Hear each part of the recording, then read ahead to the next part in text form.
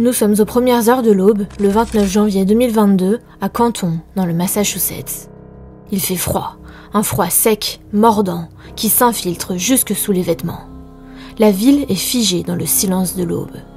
La neige est tombée toute la nuit, recouvrant le paysage d'un voile blanc immaculé. Devant une maison, un corps gît là, sous la neige.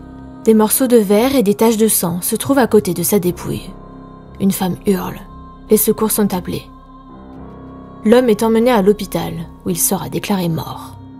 Il s'agit de John O'Keefe, 47 ans, policier au sein du département de police de Boston.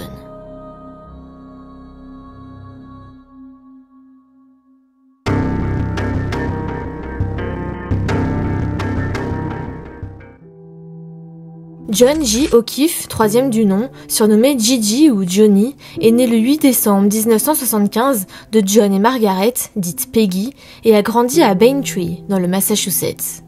Il est l'aîné de la fratrie et a une sœur Kristen et un frère Paul.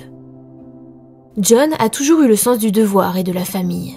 Après avoir obtenu une maîtrise en justice pénale de l'université de Massachusetts à Lowell, il devient policier et entre dans le département de police de Boston, où il restera 16 ans, jusqu'à son décès. John a dû surmonter de nombreuses épreuves dans sa vie, mais malgré tout, il est resté un homme aimant, généreux et un soutien sans faille. En 2013, sa sœur Kristen meurt d'un cancer du cerveau agressif, diagnostiqué quelques mois plus tôt. 8 jours plus tard, Pat Rogers, le meilleur ami et collègue policier de John, se suicide. À cette époque, la petite amie de Pat, Laura Sullivan, était enceinte et John se porte naturellement à son secours. John est un ami fidèle et dévoué qui ne laisse jamais tomber ce qu'il aime. Laura Sullivan a raconté que John a été la première personne à se présenter dans sa salle d'hôpital après son accouchement et qu'il a été une présence constante dans la vie de son fils par la suite, lui servant de parrain. 2 mois après le suicide de son meilleur ami, le beau-frère de John, Stephen, le mari de sa sœur, décède subitement d'une crise cardiaque. Kristen et Stephen étaient parents et laissent derrière eux un fils de 3 ans, Patrick, et une fille de 6 ans, Kaylee. John, alors célibataire vivant à Dorchester, décide de prendre le relais et de devenir leur tuteur. Il déménage à Canton, là où vivait sa sœur, et élève son neveu et sa nièce comme un père. Ses amis et sa famille ont déclaré que John a rapidement acquis de l'expérience en tant que parent. John n'était pas seulement un policier dévoué, il était aussi un tuteur, un fils, un frère, un oncle et un ami exemplaire, et nous avons eu beaucoup de chance de l'avoir dans nos vies, déclare sa famille. John prend ses marques dans sa nouvelle vie. Les années passent et en 2020, il renoue avec une ancienne petite amie, Karen Reed. C'est cette femme qui retrouvera son corps gelé dans la neige. Karen A. Reed est née en 1980 et a eu une enfance plutôt saine et enrichissante. Elle a grandi dans un quartier calme de Taunton, dans le Massachusetts, avec ses parents, Bill et Janet, et son frère. Elle a fréquenté l'école privée catholique Coyle et Cassidy, où ses amis la décrivaient comme une personne extravertie et sociable. Karen est intelligente et veut aider les autres. Au lycée, elle se lance dans le service communautaire, poussée par son professeur Michael Coate, et donne l'exemple en effectuant de nombreuses missions de bénévolat, notamment dans des résidences pour personnes âgées. Le professeur Coate se souvient très bien de Karen, même s'il a enseigné pendant 40 ans et a vu de nombreux élèves aller et venir. Il dresse le portrait d'une personne extrêmement empathique qui a noué un lien profond avec certains résidents de la maison de retraite pendant son bénévolat. Il déclare « Karen était une jeune femme remarquable, mature, qui faisait preuve d'une grande compassion et d'une grande sensibilité. » Elle obtient son master en finance en 2004 et c'est la même année qu'elle rencontre John O'Keefe lors d'une fête d'anniversaire à Boston. C'est un ami en commun qui a emmené Karen avec lui à la fête, où elle ne connaissait personne. Là-bas, elle est tombée sur John et ils ont sympathisé. Ils ont ensuite échangé leurs numéros et ont eu une petite relation, mais Karen travaillait comme analyste financière et son travail l'obligeait à se déplacer fréquemment en Irlande. Elle et John n'ont donc eu qu'une brève relation avant de se séparer à cause de leur emploi du temps chargé et de la distance parfois importante.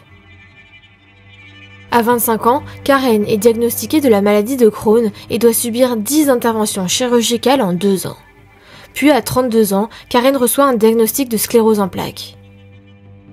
Au printemps 2020, alors que la pandémie de Covid bat son plein, John envoie un message Facebook à Karen, lui disant « Hé, inconnu, ça fait longtemps qu'on ne s'est pas parlé. Quoi de neuf ?» À cette époque, ils ne s'étaient pas vus depuis 16 ans. La relation se ravive rapidement et Karen emménage avec John et les enfants, maintenant âgés de 13 et 10 ans. Karen a déclaré à Vanity Fair « J'avais l'impression que c'était la situation idéale. Il y avait un vide énorme dans cette maison et j'avais l'énergie et les ressources nécessaires pour le combler. » Pendant la pandémie, Karen est restée à la maison presque tous les jours avec les enfants pour les aider à faire leurs devoirs via Zoom pendant que John allait travailler. La relation de Karen et John est douce. C'est la réunion de deux personnes se serrant les coudes pour élever des enfants qui ont pratiquement tout perdu. Deux personnes qui ont toutes deux traversé des moments difficiles et qui espèrent maintenant trouver la lumière ensemble. Puis la période de lune de miel est passée. Des problèmes surgissent et des tensions s'installent. John aurait éprouvé du ressentiment à l'idée de devoir toujours être le parent strict et disciplinant avec les enfants, alors que Karen avait une relation plus détendue avec eux. Selon Karen, lorsque les enfants rentraient de chez leurs grands-parents, ils contournaient John pour la prendre dans leurs bras et la saluer en premier. Et John aurait commencé à sentir que Kaylee et Patrick, sa nièce et son neveu, préféraient Karen parce que c'était elle qui s'amusait avec eux. Elle les emmenait faire du shopping, elle leur achetait des cadeaux, elle leur organisait des fêtes d'anniversaire grandioses. Les enfants témoigneront plus tard que tout avait bien commencé entre leur oncle et sa petite amie. Et même s'ils n'avaient jamais vu les choses dégénérer en violence physique, ils se souviennent de multiples disputes entre eux, surtout dans les mois précédant la mort de John.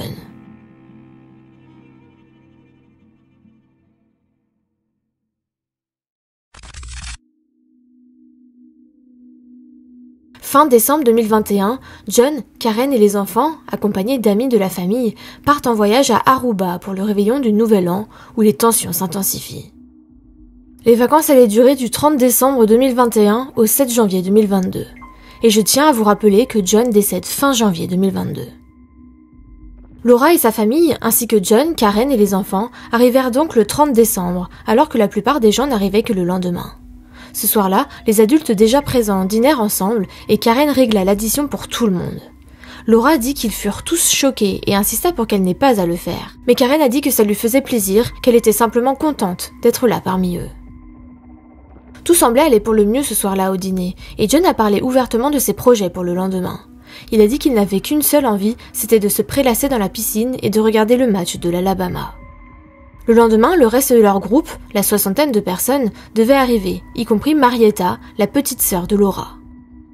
Laura a dit qu'ils étaient rentrés à l'hôtel après le dîner vers 21h30, puis qu'ils avaient tous fêté le Nouvel An au bar de la piscine.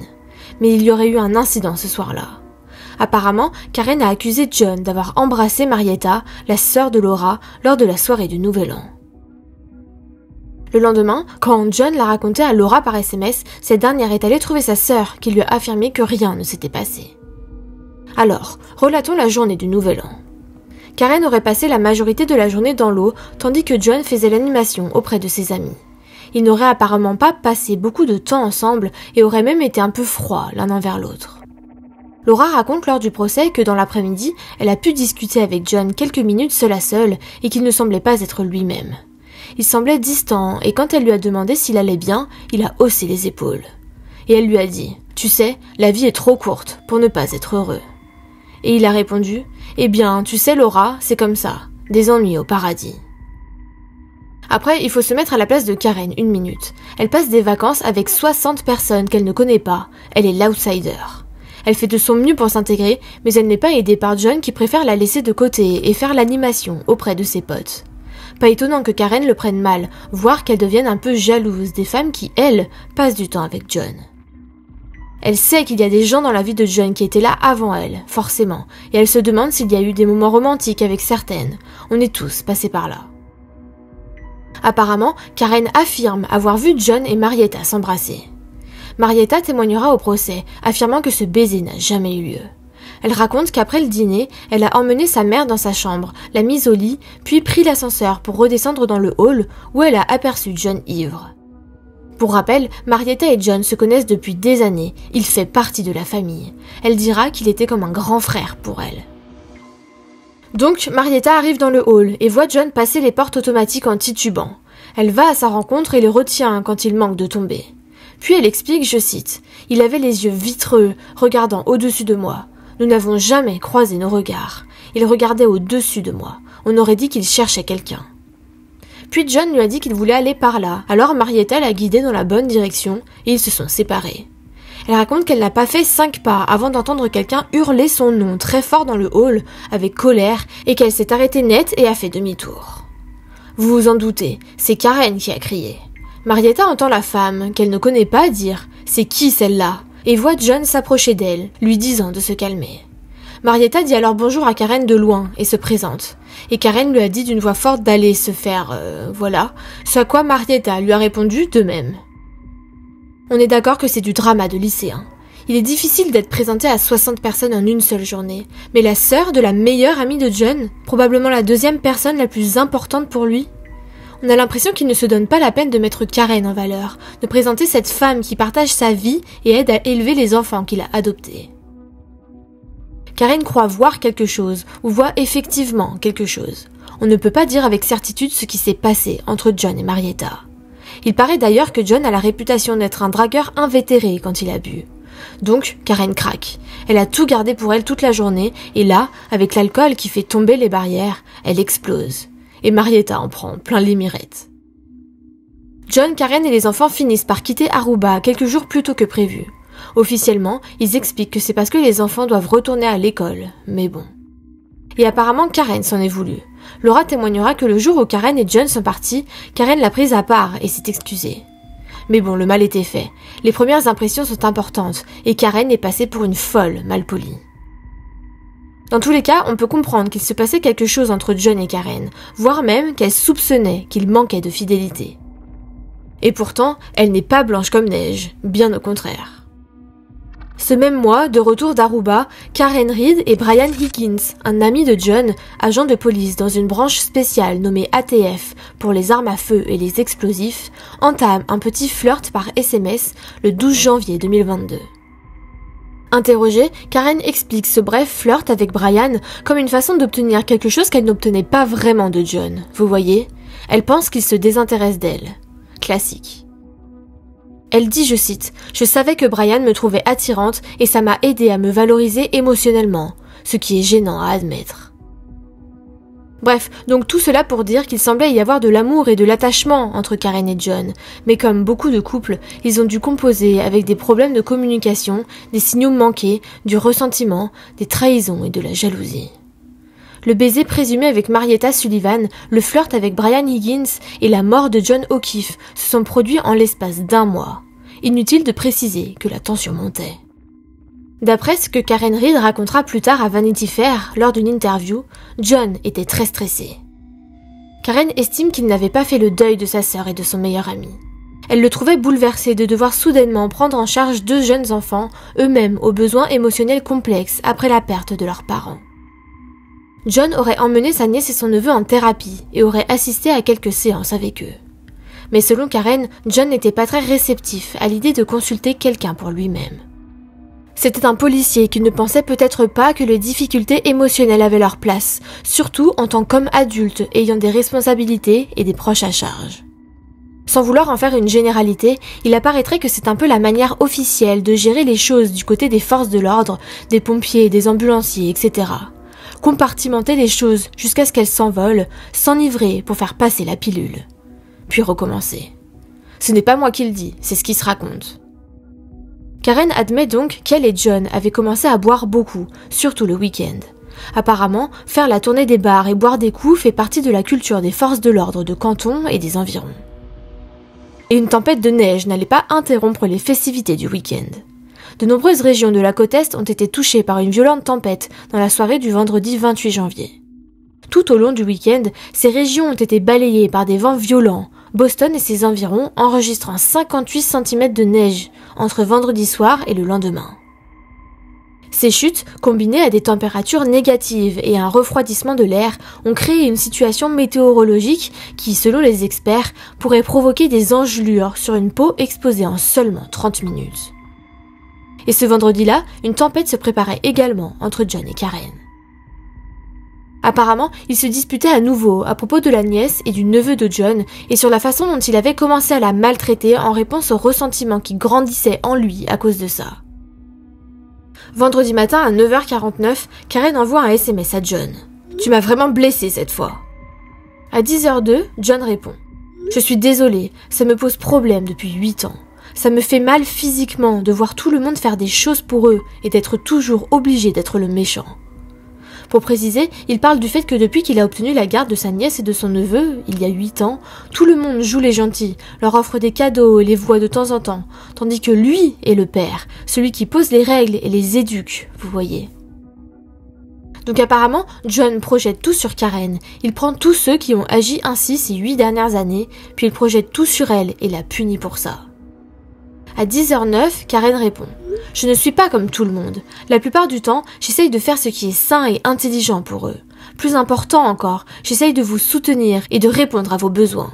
Tu t'en es pris à moi et tu as dit des choses horribles. Je ne sais pas comment tu en es arrivé là avec moi, alors que je fais de mon mieux.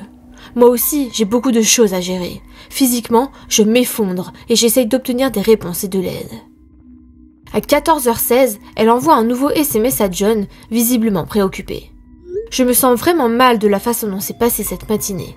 Je sais que tu t'es excusé, mais ça m'a vraiment fait mal, surtout quand j'ai fait beaucoup d'efforts ces derniers temps. J'ai presque honte de moi de venir te voir après tout ce que tu as dit. John, je ne sais pas trop ce que tu veux que je fasse d'autre. J'ai dit je suis désolée et j'ai dépassé les bornes. Si tu préfères rester à la maison, je comprends parfaitement. À 14h25, Karen demande « Dis-moi si tu es intéressé par quelqu'un d'autre. Je ne vois aucune autre raison pour laquelle tu es comme ça. » John répond par un seul mot « Non. » Puis ajoute « Ça ne va pas très bien entre nous depuis un moment. Tu y as déjà pensé ?» 3 minutes plus tard, John lui dit par message qu'il est avec les enfants et qu'il n'a pas envie de parler. Je suppose donc que Karen a essayé de l'appeler. À 14h29, Karen envoie « Désolée si ça ne te dit plus rien. C'est ok.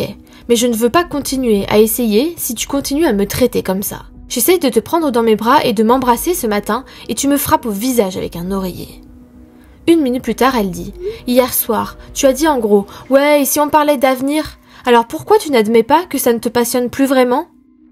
John « Pas vraiment comme ça que ça s'est passé, mais ok. » Karen « Peux-tu s'il te plaît admettre que tu n'es plus autant impliqué ?» John « Marre de toujours se disputer et se battre. Ça fait plusieurs mois que c'est hebdomadaire. Donc oui, je ne suis pas aussi prompt à redevenir gnangnan amoureux comme toi, apparemment. » Puis quelques minutes plus tard. « Oh mon Dieu, arrête de m'appeler !» À 14h32, Karen dit « Alors, tu n'es plus partant ?» John « De se battre tout le temps ? Correct. » Karen « Si tu me dis que quelqu'un d'autre t'intéresse, tu n'entendras plus jamais parler de moi. Tu peux avoir tout l'espace du monde. » John, je ne veux plus me disputer. Karen, alors arrête de me parler. À 14h34, John lui demande par message de cesser de l'appeler car il ne répondrait pas. Karen répond. Peux-tu répondre s'il te plaît après la façon dont tu m'as traité tout à l'heure ? John lui dit que sa nièce Kaylee est juste à côté de lui. Karen, tu te mets en colère contre moi sans raison apparente et tu me dis ensuite que tu en as marre de te disputer avec moi ? Pendant les 5 minutes qui suivent, Karen supplie John de répondre à son appel ou de la rappeler. Mais il refuse. Il dit qu'il doit amener quelqu'un chez le médecin et que son père vient d'arriver. À 14h44, Karen envoie. Je suis là quand on a besoin de moi. Oui, John, tu m'as vraiment fait souffrir ce matin. J'aimerais que tu m'appelles 1 minute. J'essaye de surmonter nos disputes et maintenant tu me dis que tu n'es plus intéressé. Tu me dis que tu ne veux pas te disputer toutes les semaines, mais tu pètes les plombs à 8h du matin tout seul. Tu me voues à l'échec. Il n'y eut plus de message entre eux jusqu'à 19h41. Peut-être se sont-ils appelés. Alors qu'ils discutaient de leur projet pour la soirée, Karen dit à John qu'elle attendait un plombier. À 19h43, John envoie. On prend la voiture de Mike, donc je compte sur toi pour me ramener à la maison s'il rentre avant. À 19h44, John envoie. Tu as un plombier qui passe à 20h, sachant que papa et moi aurions pu nous en occuper. Bonne chance. John lui dit qu'il réglerait son problème de plomberie lundi. Karen. Ah, j'espère que je n'aurai pas encore ce problème lundi. John. Tu comptes dormir là-bas ? Karen. J'aimerais savoir que je peux prendre une douche chaude si j'en ai besoin. John. Je pensais que tu serais à Canton jusqu'à lundi. Je lâche mon téléphone. Dis-moi ce que tu fais. Karen. Je pense que nous 4 ensemble, c'est toxique pour cette relation.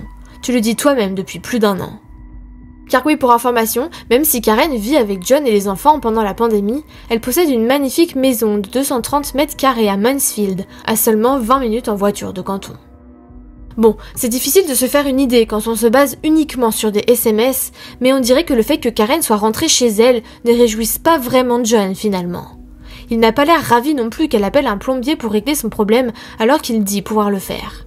Ils sont tous les deux un peu passifs-agressifs. Karen veut parler, mais John n'est pas réceptif.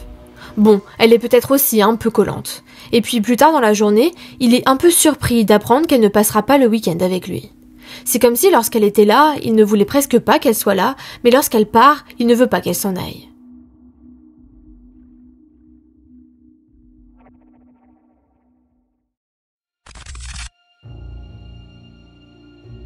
Bon, donc voilà le contexte et la réalité de leur relation au jour du décès de John. Donc John répond « Blizzard demain, personne ne va nulle part ». À 20h35, Karen dit « Je rentrerai peut-être tard ce soir. Le pire de la tempête arrive tôt le matin. Je prends la route dans quelques minutes. Préviens-moi si tu pars. » Lors du procès, Michael Camerano raconte qu'ils ont retrouvé Karen au bar CF McCarthy's et qu'un autre ami, Kurt Roberts, les accompagnait.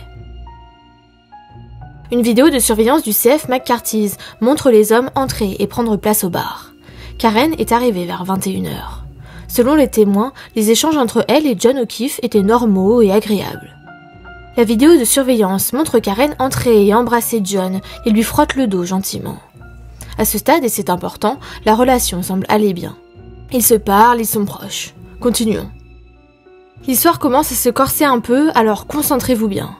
Vers 23h, le groupe du CF McCarthy's se dirige de l'autre côté de la rue, vers un autre établissement de Canton, le Waterfall Bar & Grill, où ils rejoignent un autre groupe déjà présent. Ce groupe est composé de Brian Albert, de son épouse Nicole, de la sœur de Nicole, Jennifer McCabe, du mari de Jennifer, Matt McCabe, du frère de Brian, Chris Albert, et son épouse, Julie.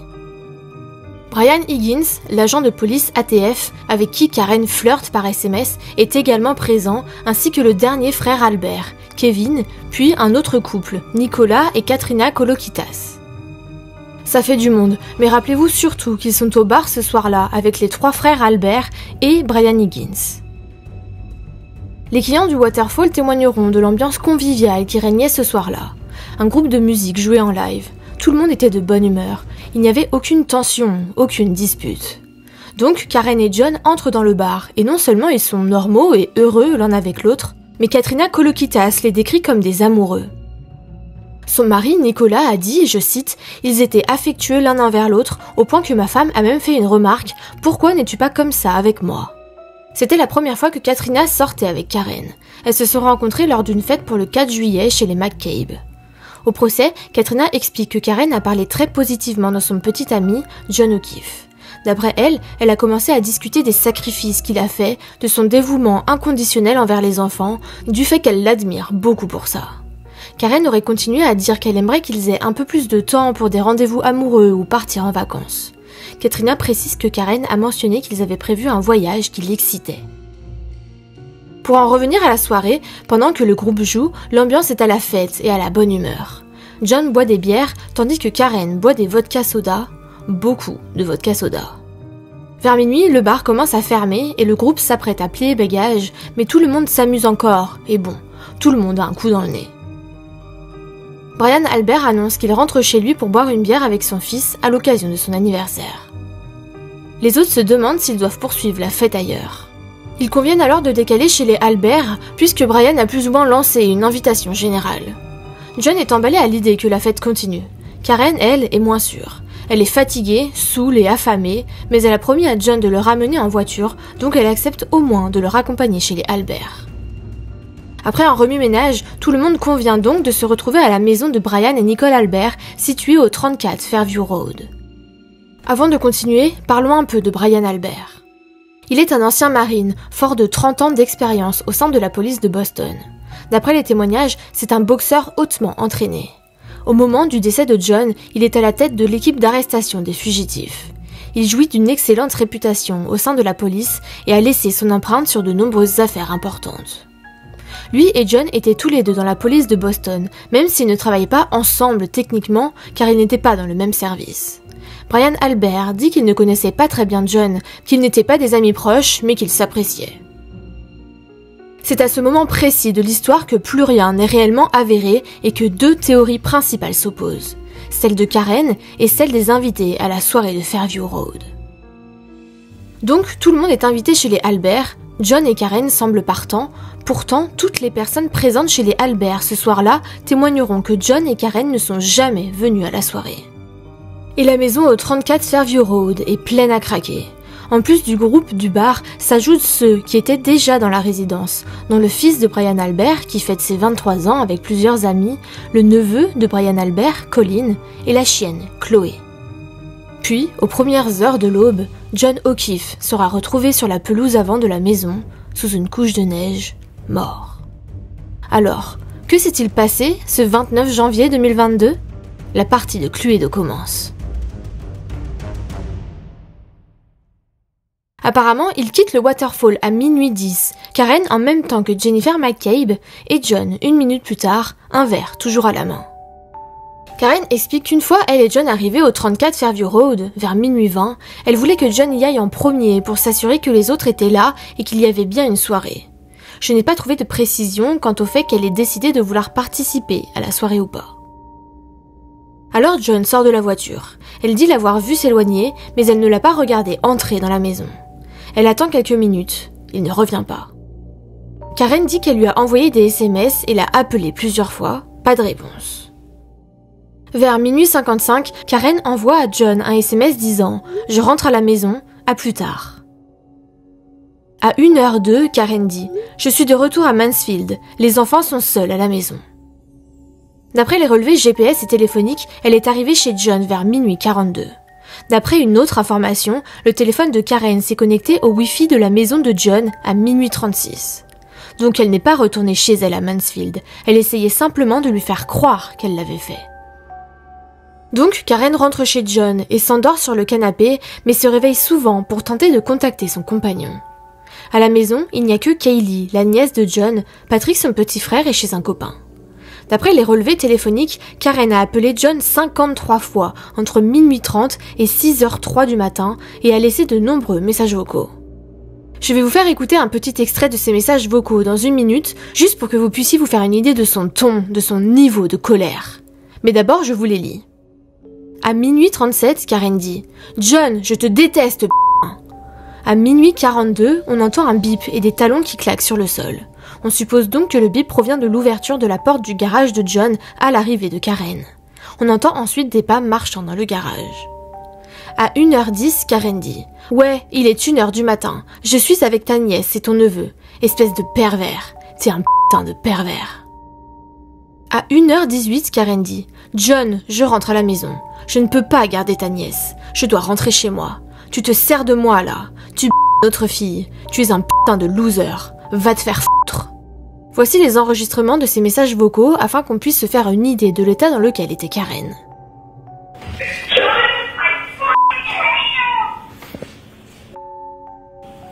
John, I'm here with your kids. Nobody knows what the you want, you pervert. Yeah, it's 1 in the morning. I'm with your niece and nephew. You pervert. You're a pervert. Malgré tout, Karen s'endort puis se réveille vers 4h30 du matin. Elle réalise que John n'est toujours pas rentré. La tempête de neige approche et Karen a un mauvais pressentiment. Elle est extrêmement inquiète. Elle se dit qu'il faut qu'elle appelle Jennifer McCabe, la femme avec qui elle est sortie du bar, et la sœur de Nicole Albert, l'épouse de Brian, chez qui a lieu la soirée. Le problème, c'est qu'elle n'a pas son numéro. Les deux femmes ne sont pas vraiment amies. Cependant, Karen sait que la nièce de John, endormie à l'étage, a le numéro de Jennifer, car elle est très amie avec sa fille. Elle va donc la réveiller. Lors de son témoignage, Kaylee dit que le soir du 28 janvier, elle s'est couchée vers 23h, mais qu'elle a été réveillée par Karen vers 4h15. Elle explique que Karen hurlait, était affolée et voulait que Kaylee appelle Jennifer McCabe et lui passe le téléphone pour qu'elle puisse lui parler. À 4h23, Jennifer est appelée. Voici ce que Jennifer raconte. D'après elle, Karen hurlait son nom au téléphone, puis lui a dit que John n'était pas rentré, qu'ils s'étaient disputés et qu'elle l'avait laissé au bar le Waterfall. Jennifer s'est dit que Chris Albert et John étaient peut-être rentrés à pied du bar jusqu'à chez Chris, car ce dernier n'habite pas loin, et qu'elle allait appeler Julie, sa femme. Jennifer raconte qu'elle a raccroché avec Karen et qu'elle a appelé Julie. Le mari de Jennifer, Matt, lui demande ce qui se passe et quand Jennifer lui relate sa conversation avec Karen, il lui répond, je cite, « De quoi tu parles ? On les a vus devant la maison de ta sœur. » Donc tout ça est très bizarre. Mais encore plus curieux, on sait, d'après les rapports de police, que Jennifer McCabe leur dira, plus tard, lors de la découverte du corps de John, avoir vu le SUV de Karen Reed devant la maison des Albert. Et là, quelques heures plus tôt, elle dit au téléphone avec Karen « Oh, voyons si John est parti avec Chris en quittant le waterfall. » Ce matin-là, Karen appelle également une amie de John proche de lui depuis son enfance, Kerry Roberts. Cette dernière raconte que Karen lui a dit « Kerry, John est mort », puis qu'elle a raccroché. Kerry dit que Karen hurlait si fort que ça a réveillé son mari qui dormait à côté. Elle dit qu'elle a essayé de la rappeler à plusieurs reprises pour lui demander ce qui se passe. Finalement, Karen a rappelé et aurait dit, je cite, « J'ai peur que John soit mort. Il a peut-être été renversé par une déneigeuse. Il n'est pas rentré hier soir. Je n'étais pas censée rester à Canton hier soir et il ne laisserait jamais Kaylee seule toute la nuit. Je crois qu'il s'est passé quelque chose. » Kerry, « Ok, où es-tu maintenant ?» Karen, « Je conduis. Je peux venir chez toi ? Tu veux bien conduire ma voiture ? Je ne me souviens de rien hier soir. On a tellement bu, je ne me souviens de rien. » Kerry, « Tu dois rentrer chez toi et être avec Kaylee. Si elle est seule là-bas, j'irai le chercher moi. Tu vas avoir une arrestation pour conduite en état d'ivresse. Si tu as bu toute la nuit hier soir et que tu ne te souviens de rien, tu ne devrais pas conduire. » Apparemment, Karen était très affolée. Elle a insisté pour aller chez Kerry, qui a finalement accepté. Mais Karen n'est jamais arrivée chez Kerry. Quand cette dernière la rappelle, Karen lui dit qu'elle est en fait allée chez Jennifer McCabe. Alors Kelly dit à Karen « Ok, reste où tu es, je vais chez Jennifer et on pourra toutes monter dans la même voiture et aller chercher John. » Alors Kerry parle à Karen via le haut-parleur Bluetooth de son téléphone dans la voiture pendant qu'elle se rend chez Jennifer. Et alors qu'elle s'engage dans l'allée de Jennifer, toujours au téléphone avec Karen, elle peut entendre la conversation entre les deux femmes assises dans le SUV de Karen. Kerry se gare derrière le véhicule de Karen. Elle est toujours en haut-parleur avec elle. D'après Kerry, Karen a dit qu'elle se souvenait avoir laissé John au waterfall et Jennifer a répondu « Non, toi, je t'ai vu arriver chez ma sœur. » Et puis, à un moment de la conversation, Karen demande « Et mon feu arrière ? Et mon feu arrière ?» Kerry témoigne que depuis sa voiture, elle a regardé le feu arrière de Karen, juste devant elle, et qu'effectivement, il semblait cassé. Elle dit, je cite, « Il manquait un morceau, mais il était recouvert de neige. On voyait bien qu'il y avait un petit trou noir, mais il y avait de la neige comme collée dessus. Et c'était le blizzard à ce moment-là. » Je sais que ça fait beaucoup d'informations, mais tout est important. On y reviendra. Les trois femmes se rendent chez John pour vérifier s'il ne serait pas rentré chez lui, mais que, ivre, il se serait endormi à un endroit improbable que Karen n'aurait pas vérifié. Arrivées sur place, elles font le tour de la maison, mais ne trouvent rien. D'après les deux femmes, Karen serait revenue une fois de plus sur le sujet de son feu arrière brisé. Puis elle monte dans une seule voiture et commence à faire le tour de la ville dans la tempête. La neige danse et tourbillonne dans les phares de la voiture. Sur le tableau de bord, la température indique -7 degrés. Toujours d'après les deux femmes, Karen était hystérique à l'arrière et ne faisait que répéter « Je l'ai renversé, je l'ai heurté ». Mais en même temps, elle posait 1000 questions du genre « Pourrait-il être chez Bella ou chez Rita? Est-ce qu'il est chez Ashley ?» en passant devant la maison de cette dernière. Après environ 1 heure de recherche, vers 6 heures du matin, elles se rendent au domicile de Brian et Nicole Albert, là où John a été vu pour la dernière fois. Pourquoi ne pas y être allé directement, nous l'ignorons. Kerry témoigne que, depuis la banquette arrière, Karen s'est mise à hurler « Le voilà! Laissez-moi sortir de cette voiture !» en donnant des coups de pied dans la portière arrière. Kerry et Jennifer ont déclaré qu'entre la tempête de neige, les arbres et le fait qu'il faisait encore très sombre, elles n'ont vu personne, mais qu'elles ont laissé sortir Karen et qu'elles l'ont vu courir vers un monticule de neige. Ce qui est curieux, si on se fie au témoignage de Jennifer et Kerry, c'est que Karen n'aurait pas dit « Regardez, il y a quelque chose de bizarre ici, allons voir » ou un truc comme ça. Non, elle aurait directement dit « C'est John ». D'après elle savait qu'il était là. Karen, elle, affirme, je cite, « On pouvait dire qu'il s'agissait d'un monticule de neige de la longueur d'un corps ». Le corps de John est déneigé, Jennifer dira qu'il se trouvait sous 15 cm de neige et Karen tente une réanimation cardio-pulmonaire, mais l'homme ne réagit pas. Il est vêtu d'un jean, d'un t-shirt, d'un sweat à capuche et de baskets, dont une manque d'ailleurs à la pelle. Apparemment, pas de manteau, pas de bonnet, pas de gants. Jennifer dit que Karen lui aurait alors crié de chercher sur Google en combien de temps peut-on mourir d'hypothermie. Ce que Jennifer fait. Elle tape précisément « How long to die in cold ?» Traduction « Combien de temps pour mourir de froid ?» avec une petite faute de frappe. Souvenez-vous-en car c'est important pour la suite. À 6h04 du matin, Kerry appelle le 911. Il fait si sombre que les agents qui interviennent sur les lieux ont déclaré qu'ils devaient utiliser un projecteur attaché à une voiture de police pour retrouver les femmes. Concernant les instants suivant la découverte du corps, quelques éléments me semblent importants à mentionner. Le pompier Jason Baker témoigne que Karen lui a dit que sa dernière conversation avec John, que Karen appelait son mari, était une dispute. Il précise, je cite, « Je n'avais pas l'impression que c'était mon rôle de vraiment découvrir les détails de ce qui a été dit, mais c'est ce qu'elle m'a dit. » L'urgentiste principal, Anthony Flamati, déclare que, malgré son état hystérique et son inconsolabilité, Karen a répété 2 fois « Je l'ai heurté, je l'ai heurté ». Alors, il faut savoir qu'en anglais, elle dit « I hit him ». Mais le verbe to hit peut avoir plusieurs significations selon le contexte, comme heurter, percuter, renverser, frapper. Contexte que l'urgentiste n'a pas, puisque la phrase de Karen contient littéralement 3 mots. En soi, nous ne l'avons pas non plus, mais dans la mesure où son feu arrière serait cassé, on peut supposer qu'elle veut dire qu'elle l'a renversé ou percuté. Quoi qu'il en soit, il n'a pas inclus cette déclaration dans son rapport. Et non seulement il ne l'a pas fait, mais quand il a transféré John aux soins du personnel de l'hôpital, il ne leur a pas dit non plus. On penserait qu'il aurait posé des questions pour en savoir plus du genre « Comment ça vous l'avez frappé ? Avec vos mains ? Avec un objet ? Avec une voiture ?» Apparemment, il apprend tout de même que Karen veut parler d'une collision avec son véhicule.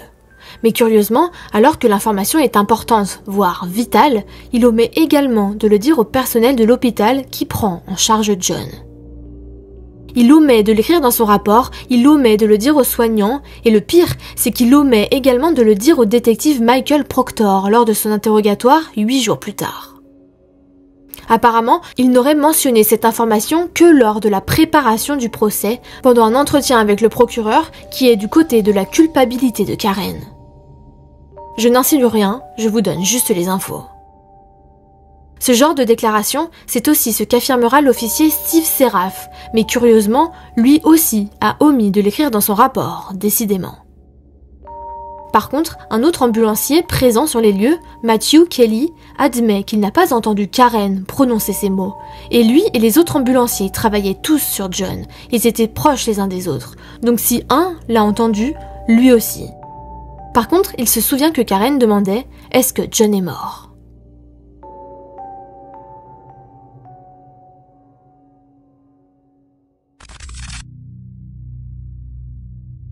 John O'Keefe est transporté à l'hôpital et est déclaré mort à 7h50 le 29 janvier 2022.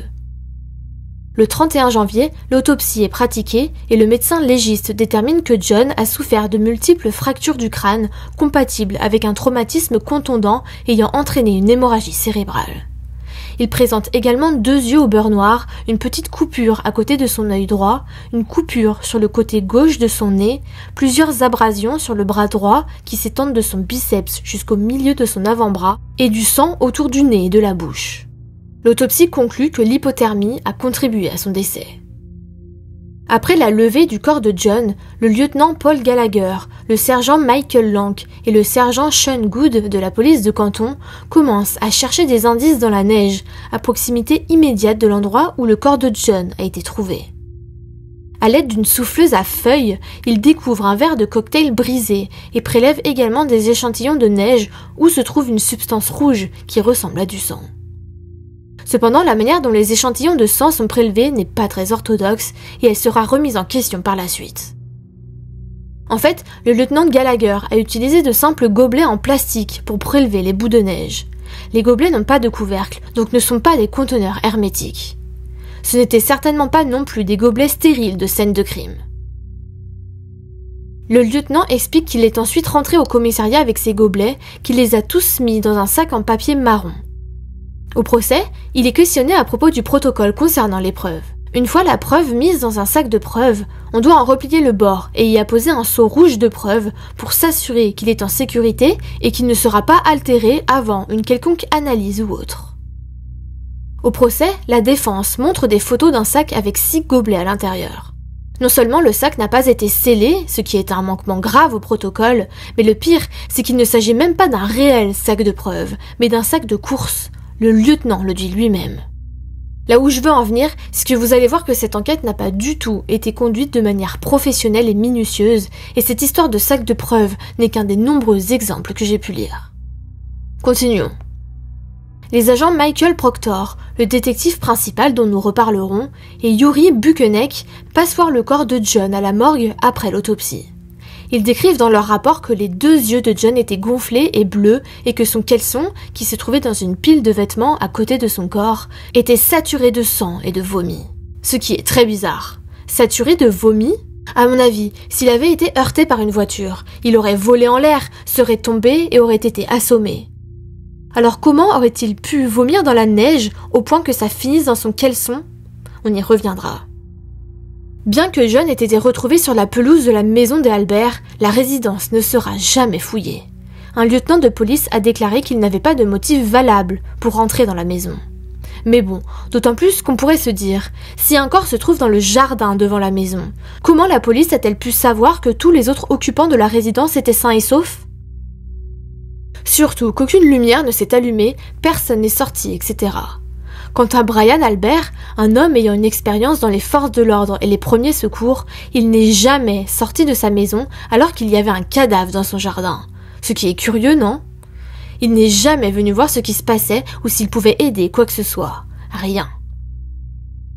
Quoi qu'il en soit, la voiture de Karen est saisie et emmenée au commissariat. Voici la vidéo du véhicule qui arrive dans le garage de la police.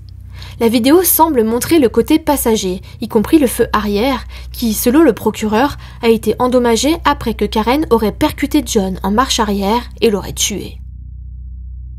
Mais regardez bien l'image, il y a 2 indices qui montrent que quelque chose ne va pas. Vous avez trouvé ? En réalité, la vidéo est inversée. On peut voir le mot police apparaître à l'envers sur un autre véhicule garé dans le garage. Il en va de même pour le chiffre 4 sur l'une des portes basculantes. La vidéo ne montre donc pas le côté passager, mais le côté conducteur du SUV. Elle sera diffusée au procès, et personne du côté de l'accusation ne mentionnera que la vidéo a été inversée avant que la défense n'en parle et demande des explications. Car d'après eux, si elle a été inversée, ce n'est pas un accident. L'horodatage en bas de la page n'est pas inversé, lui, ce qui signifie que quelqu'un a dû l'insérer volontairement sur la vidéo manipulée. Voici la vidéo une fois remise dans son état d'origine. En fait, le feu arrière, côté passager, celui qui est censé être brisé, est hors de vue et il semble y avoir quelqu'un à proximité. Qui est cet homme avec sa casquette là-bas, tout seul, près du feu arrière droit ? C'est l'agent Michael Proctor, l'enquêteur principal sur l'affaire. La défense affirme que c'est lui qui a cassé le feu arrière ou qu'il a récupéré plus de morceaux brisés dans le cadre d'une tentative pour piéger Karen Reed. Car d'après la défense, c'est en retournant à nouveau sur la scène de crime que les enquêteurs ont cette fois-ci miraculeusement retrouvé pas moins de 46 morceaux de feu arrière rouge à côté de l'endroit où se trouvait le corps de John. Donc la première fois, ils ont utilisé une souffleuse à feuilles pour souffler la neige et ils ont trouvé des tessons de verre transparent, mais pas des morceaux de feu arrière rouge, dont certains assez gros. Très bizarre, non ? Pour la défense de Karen Reed, Michael Proctor, l'enquêteur principal, a manipulé les preuves sans surveillance raisonnable. L'avocat Alan Jackson déclare « Michael Proctor était seul avec tous les éléments de preuve essentiels dans cette affaire. Seul avec le téléphone de Karen, seul avec celui de John, seul avec les images vidéo, seul avec les images des feux arrière, entre autres. » Et puis, Michael Proctor n'est pas le plus fin de l'équipe, mais on y reviendra.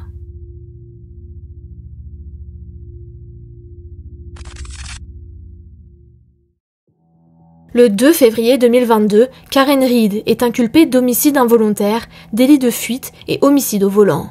Elle plaide non coupable et est libérée sous caution de 80 000 $. En juin 2022, un grand jury du comté de Norfolk l'inculpe pour meurtre au 2e degré, homicide involontaire au volant et délit de fuite. Le 12 mars 2024, les avocats de Karen déposent une requête en irrecevabilité de l'affaire en raison des conflits d'intérêts présumés et du fait que des experts fédéraux en reconstitution d'accidents ont déterminé que les blessures de John étaient incompatibles avec les dommages subis par la voiture de Karen. Le juge rejette la requête le 26 mars, des nombreuses preuves à l'appui des accusations. Le premier procès de Karen débute le 16 avril 2024. L'accusation est menée par les procureurs Adam Lally et Laura McLaughlin. Karen Reed est représentée par les avocats pénalistes David Yannetti, Alan Jackson et Elizabeth Little. La défense revient sur le conflit concernant la voiture de Karen. Pour eux, Karen n'a pas brisé son feu arrière en renversant John, mais en reculant dans sa voiture lorsqu'elle est partie à l'aube le chercher.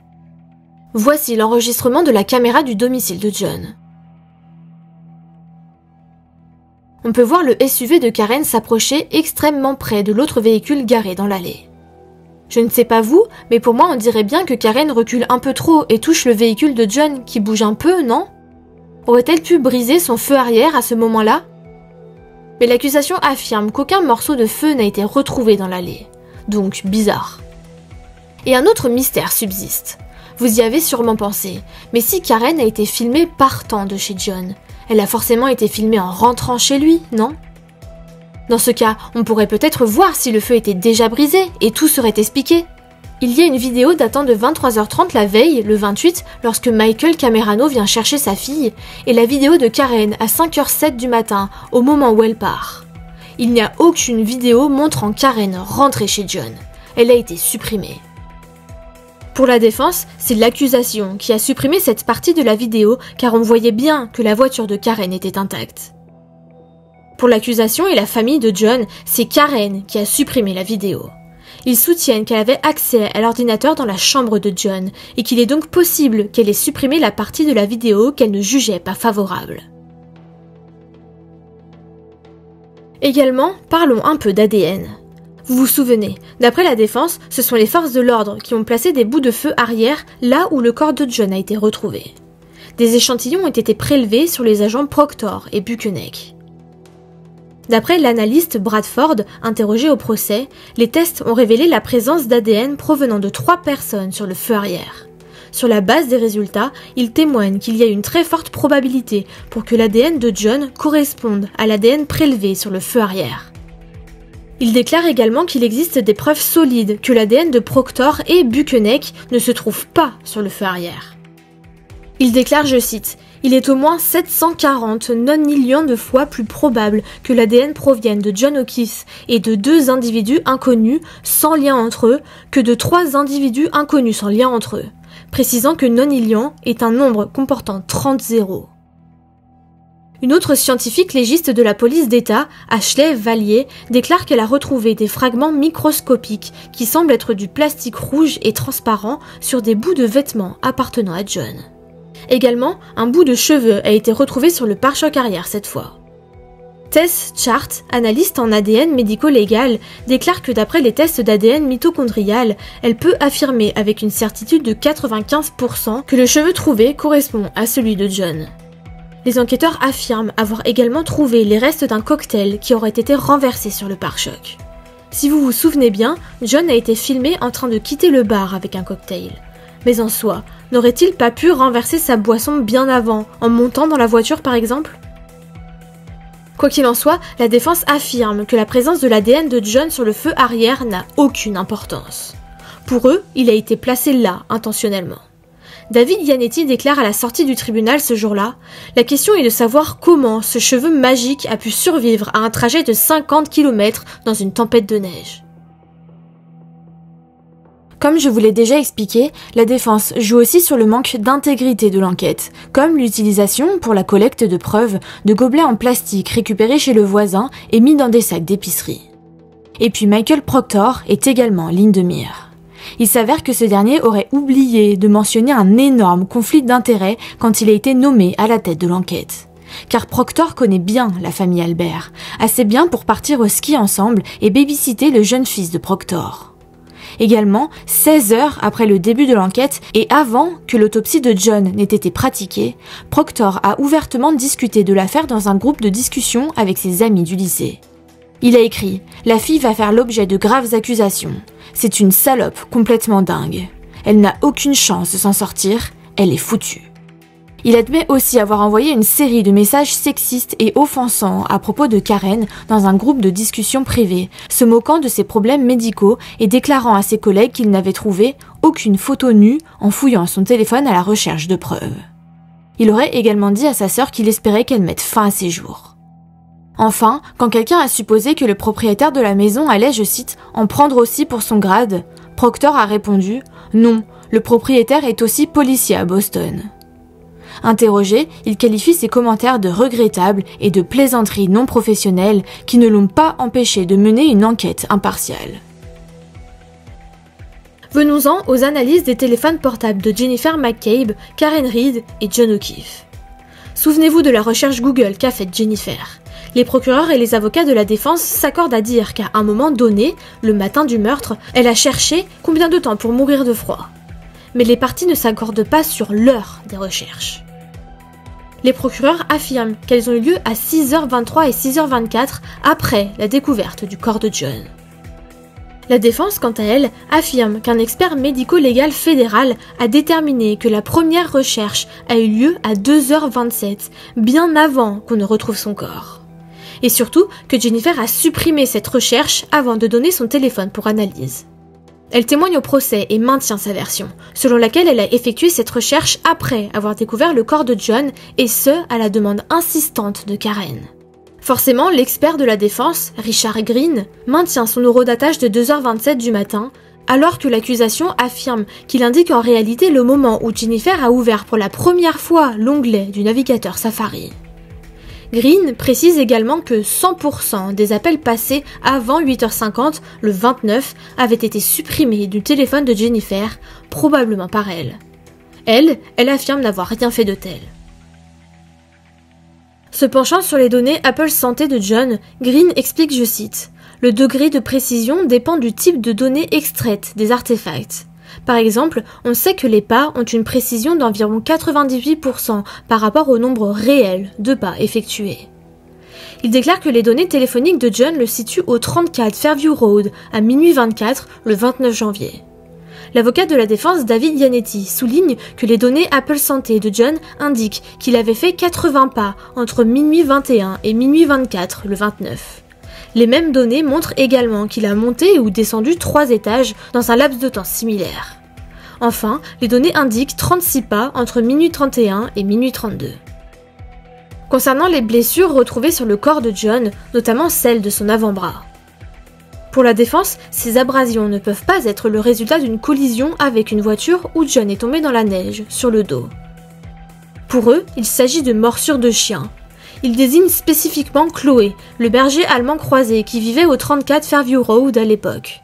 Je dis à l'époque car depuis, les Albert ont vendu leur maison, après avoir vraisemblablement rénové leur sous-sol, et auraient confié leur chien Chloé qu'ils avaient depuis 12 ans à une famille hors de l'État, 3 mois après le décès de John.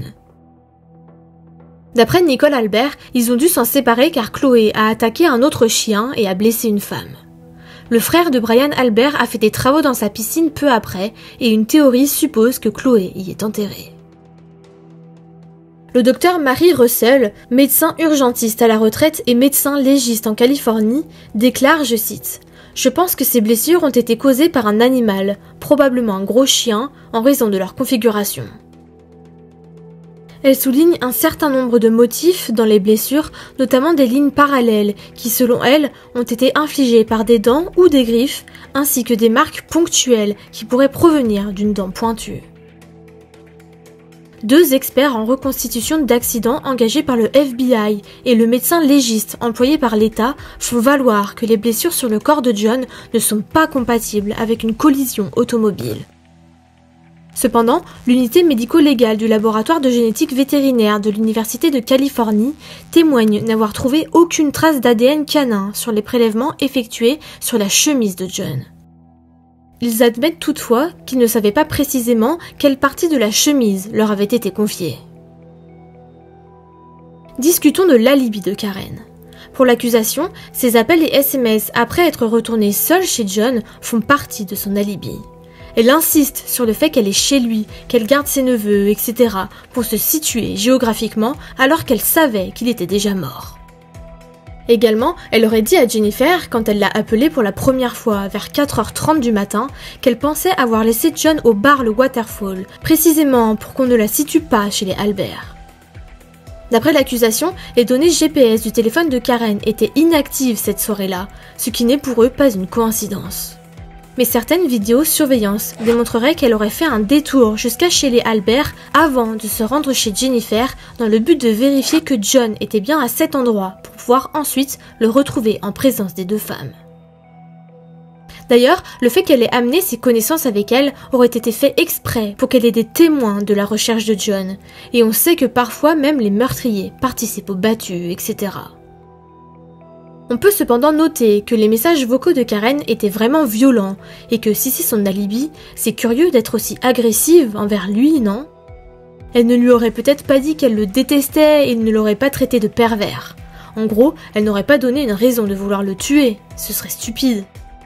Idem quand elle a réveillé Kylie et au téléphone avec Jennifer, elles ont toutes les deux témoigné que Karen était hystérique, ce qui ressemble à une réaction sincère, non ? Si elle savait qu'elle l'avait renversé et tué, il serait un peu étrange qu'elle continue à lui envoyer des SMS et à lui laisser des messages vocaux venimeux, à moins qu'elle ait été capable de réfléchir à une histoire pour se couvrir plus tard, même si elle était apparemment très ivre.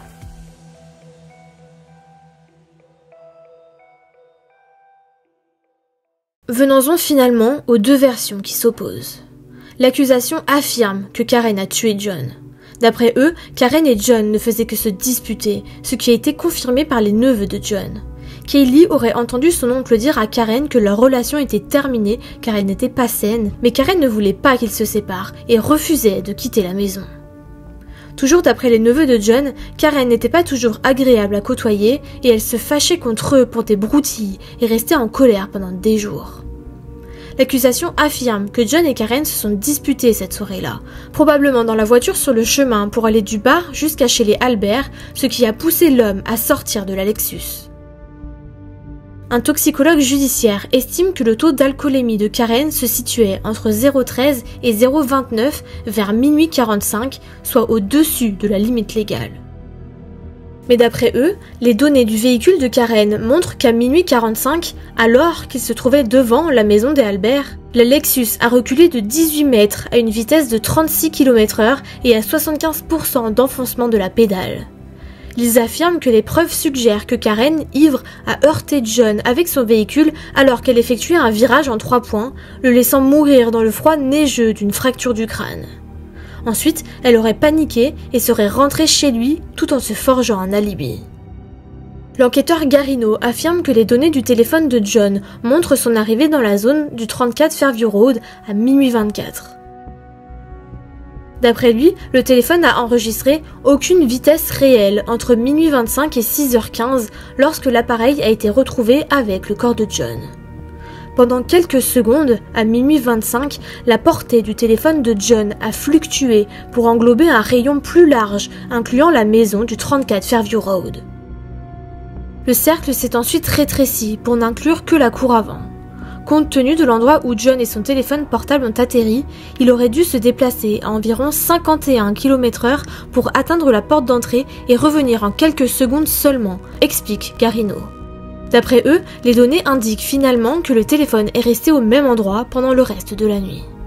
Ils prennent également comme preuve pour démontrer que John n'est jamais entré dans la maison les SMS que Jennifer lui a envoyés. À minuit 31, elle lui a envoyé un SMS disant « Gare-toi derrière moi ». À minuit 40, elle a envoyé un « Hello », sous-entendu « Hey, tu fais quoi ?» À minuit 42, elle lui a envoyé « Où es-tu ?» puis un autre « Hello » à minuit 45. Le procureur déclare, je cite, « Les insinuations ne constituent pas des preuves. Les faux récits ne constituent pas des preuves.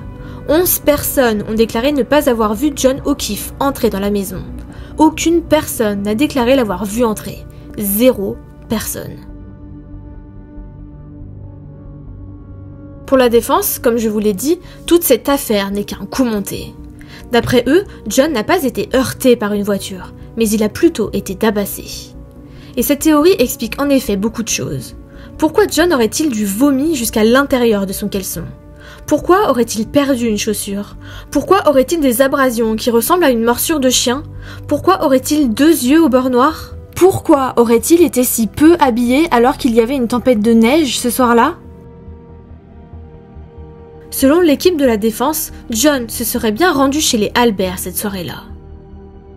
Les données Apple Santé montrent qu'il a descendu des escaliers, et les Albert ont un sous-sol aménagé. Ils pensent donc que John serait descendu pour participer à la fête, qu'une bagarre aurait éclaté, probablement à cause de Brian Higgins, l'amant entre guillemets de Karen, frustré par le fait que cette dernière l'ait éconduit quelques jours plus tôt et n'ait pas fait attention à lui au bar, et Colin Albert, le neveu de Brian, qui a la réputation d'être un grand bagarreur. Le chien se serait joint à la partie et aurait mordu John. Il serait tombé, se serait cogné la tête et tout aurait été terminé très rapidement. La seule solution pour les Albert et ceux qui participaient à la fête, c'est d'abandonner le corps de John à l'extérieur et de blâmer la seule personne qui ne se trouvait pas dans la résidence, qui en plus était une outsider, Karen. David Yannetti déclare, je cite, « Il était censé être étendu sur cette pelouse à quelques mètres de l'endroit où ces personnes marchaient lorsqu'elles ont quitté la résidence. Et personne n'aurait vu John allongé dans la neige. » La défense souligne également que Yannetti décrit comme 2 appels téléphoniques curieux entre Brian Albert et Brian Higgins. Les appels ont été passés à 2h22 du matin le 29 janvier. Interrogé par la défense, Albert déclare que son premier appel téléphonique à Higgins, qui a duré 1 seconde, était accidentel. Il a ajouté qu'il n'avait pas répondu à l'appel qu'il avait reçu en retour et qui, pourtant, d'après les données, a duré 22 secondes. Higgins a déclaré qu'il ne se souvenait pas d'avoir répondu au téléphone ou d'avoir rappelé quelqu'un. Également, il a acheté un nouveau téléphone après la mort de John, après avoir jeté son ancien. Il a aussi admis avoir demandé à un collègue agent de l'ATF comment extraire les données d'un téléphone. Bizarre, non ? Par ailleurs, la recherche Google de Jennifer a été effectuée selon la défense à 2h27 du matin, quelques minutes seulement après que Albert et Higgins aient commencé à passer ces appels qui disent être des appels accidentels. Le docteur Elizabeth Laposata, médecin légiste à l'université de Brown, affirme que selon elle, la blessure à la tête de John était immédiatement invalidante. John était immédiatement inconscient et incapable d'interagir avec qui que ce soit ou quoi que ce soit, ce qui explique pourquoi il ne répondait pas aux SMS ou aux appels de Karen. D'après elle également, le corps de John ne montre aucun signe d'hypothermie, aucune engelure ou blessure causée par le froid à ses organes. Cela signifie, soutient la défense, que John a été tué par quelqu'un dans un endroit chaud, comme une maison, et déplacé à l'extérieur où il a finalement été découvert dans la neige. Ce qui expliquerait aussi ce vomi. S'étant frappé la tête, il a vomi, et c'est en tirant son corps par les bras que le vomi est entré jusque dans son caleçon, et également comment il a perdu sa chaussure. D'après la défense, toutes les personnes présentes à la fête, qui sont très proches, parfois même faisant partie de la même famille, se sont mises d'accord sur une version à donner. D'ailleurs, quand les 3 femmes ont retrouvé le corps de John, Jennifer McCabe a été vue entrant dans la maison, potentiellement pour tenir les habitants informés de l'avancée de l'affaire. Ce serait aussi pour ça que Brian Albert ne serait jamais sorti de chez lui pour proposer son aide, il voulait au contraire se faire discret. Pour la défense, les SMS de Jennifer démontrent qu'elle a organisé une opération de dissimulation autour de la mort de John. Elle a envoyé à sa sœur, Nicole Albert, un SMS disant « Kerry a parlé aux flics et est restée vague, vers 20h le 29 janvier 2022. Nicole a répondu « Nous aurons plus d'informations demain, je ne veux pas en parler par SMS. » Pour eux, les téléphones détruits, les données supprimées, le chien disparu, la maison vendue, tout ça fait partie du complot. Le 1er juillet, après 25 heures de délibération, le jury n'a pas été en mesure de parvenir à une décision unanime, invoquant des divergences fondamentales dans leurs convictions. La juge Cannon déclare le procès comme nul. À la suite de cette décision, les procureurs déclarent « Ces personnes ne participaient à aucun complot et n'ont certainement commis aucun meurtre ni aucun crime cette nuit-là. Elles ne sont suspectes d'aucun crime. elles sont simplement témoins dans cette affaire. L'idée que plusieurs services de police, ambulanciers, pompiers, médecins légistes et parquets participent à ce vaste complot doit être perçue pour ce qu'elle est, une totale contradiction avec les preuves et comme une tentative désespérée de requalifier les coupables. Dans une déclaration à la CNN, la chef de la police de Canton, Elena Rafferty, déclare que les enquêteurs n'avaient trouvé absolument aucune preuve d'une dissimulation dans la mort tragique de John O'Keefe. Michael Proctor est démis de ses fonctions au sein de la police de Boston en mars 2025 à cause de ses agissements dans cette affaire, jugée non professionnelle. Le deuxième procès de Karen Read débute le 1er avril 2025. Le 18 juin, elle est déclarée non coupable des 3 chefs d'accusation principaux. Le jury l'a toutefois reconnue coupable du chef d'accusation moins grave de conduite sous influence. Pour cela, Karen est condamnée à 1 an de probation et au retrait de son permis. Karen n'a jamais changé de version. Elle atteste ne pas avoir tué John. Mais la famille de l'homme la considère comme coupable et ses proches ont également intenté un procès civil contre elle et contre les 2 bars qui auraient, d'après eux, dû arrêter de servir Karen dans la mesure où elle était saoule. Alors d'après vous, Karen est-elle coupable ou innocente? Que pensez-vous des preuves? Et c'était la très longue et très complexe histoire de John O'Keefe. Si cet épisode vous a plu, abonnez-vous!